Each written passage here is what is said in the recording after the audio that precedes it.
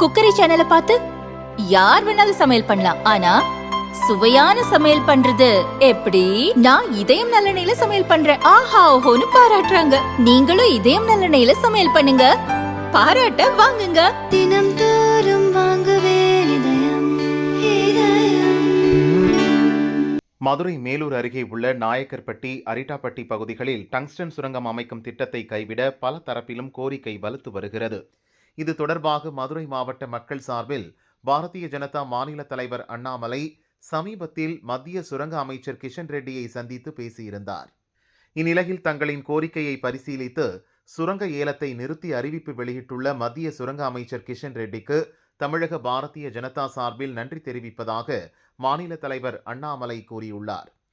Tungsten சுரங்கம் அமைக்க முடிவெடுப்பதற்கு முன்பு நடந்த நிகழ்வுகள் குறித்து அமைச்சர் கிஷன் ரெட்டி விளக்கமளித்ததோடு அந்த பகுதிகளில் மீண்டும் ஆய்வு செய்ய இந்திய புவியியல் ஆய்வு மையத்திடம் கோரிக்கை வைத்துள்ளார்.